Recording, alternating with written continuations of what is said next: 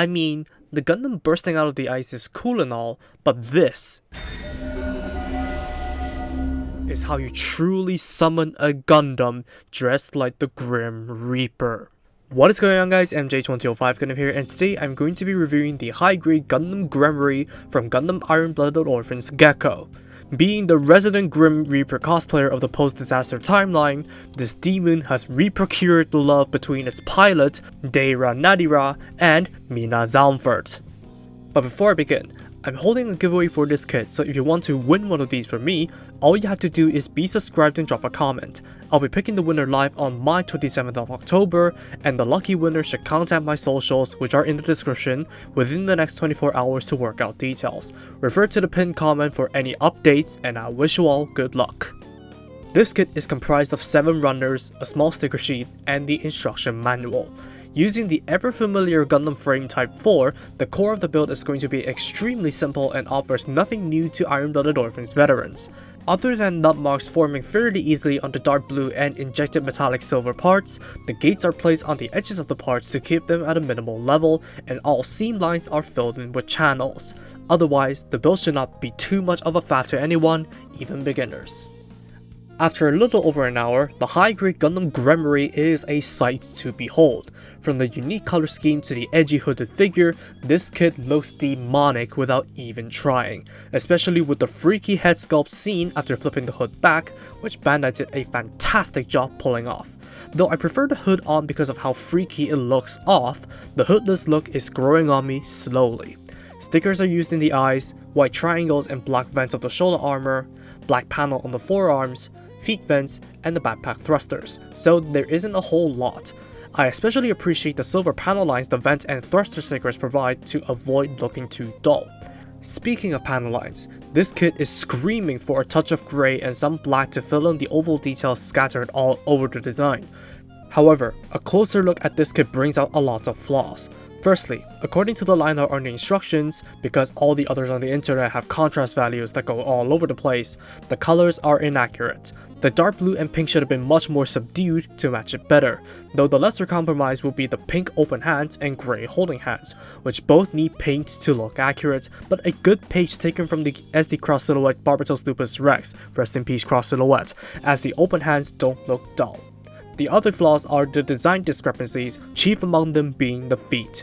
The actual Gremory design utilizes ankle extensions, so the legs are longer while the feet are flatter, but the engineering limitations of the kit necessitated high heels to attempt to replicate the height, which is understandable to some extent, but it wouldn't have been the first time custom frame parts are provided to more faithfully recreate a Gundam frame design. I suppose the little vent details on the insides of the heels are a nice touch and a nod to the source, so they have paid attention to the detail despite the design liberties. In the end, it stands at 14.5 cm tall, which is taller than the average Gundam, but marginally discrepant to the scale since 20.5 meters at 1:144 scale should be at around 14.2 cm, so the high heels did hurt its height to some extent. Articulation begins with a double ball jointed head that can only go side to side with the hood on, but if you swivel the double joints of the hood top and the chest panel down, you can get it to rotate side to side to a very limited degree. Because of the spiky design elements, you can't really get it to move around a whole lot. Now moving on to the arms, you still do have the swivel up polycap and the ball joint, but the bulk of the chest and the shoulder armor do tend to get in the way. There is a shoulder flap within the armor, and the shoulder armor can rotate up a little bit itself, which allows for the arm to move out more than perpendicular altogether. There is a bicep rotation and a single joint at the elbow, which gives you a little bit more than a 90, and a ball jointed wrist. The autocannons over here can be moved on a double hinge and can be brought over the fists. There is a bar in the torso and a rather loose ball joint in the waist, but because of its looseness, there's no risk of breaking the peg while you're trying to do the crunches and rotation.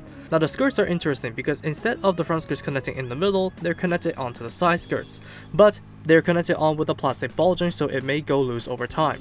Now the back skirts are as usual a block, and the legs can move forward and back separate from the waist, and go forwards 90 degrees, backwards a decent amount despite the stationary basket, and all the way out for the full splits. There's a rotation at the hip a double jointed knee, which is very nice in terms of movement, but this is a little bit of an eyesore. The feet are on your Gundam frame affair with the ball joint up top and 90-degree ankle rockers on towards each side. The ankle armor can move up and down, and the toe can point forwards and back. Finally, the thruster wings over here can move up and down and go in and out. While articulation is limited in the upper body due to the bulk of the armor, the slender figure and merits of the Gundam frame lend the Gremory a wide range of motion with somewhat luck-based structural integrity and a hard time balancing on the ground due to the small soles and high heels. For accessories, you get a pair of each of the aforementioned hands, each with their own hand covers thankfully. The only other weapon this kit has apart from the arm-mounted autocannons is the Battle Anchor.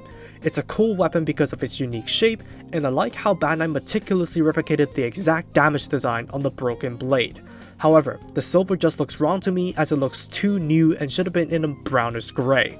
While it holds fine in the hand and the Gremory has no problems holding it up, a jolt will weigh the weapon down due to the circular handle.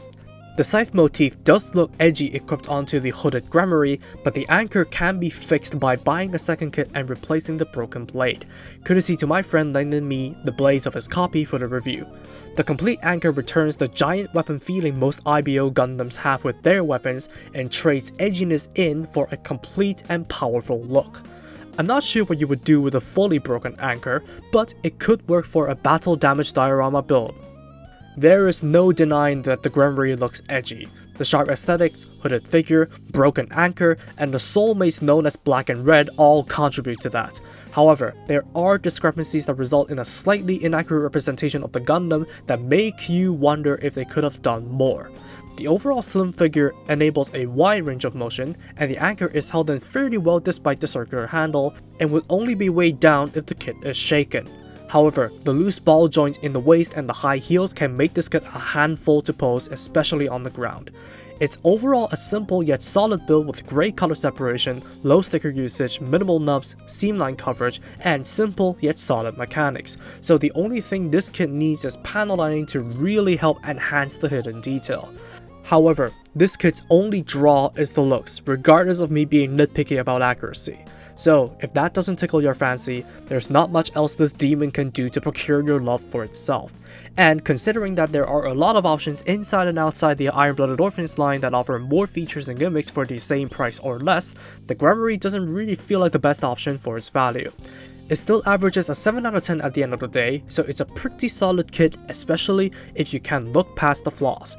And if it's any consolation, this is still a bloody edgy kit that can be offered to beginners as their first time build and give the penance stare to anyone who owns it. And don't forget, all you need to do to win one of these from me is to be subscribed and drop a comment in the video. Thank you all so much for the support and good luck to you all.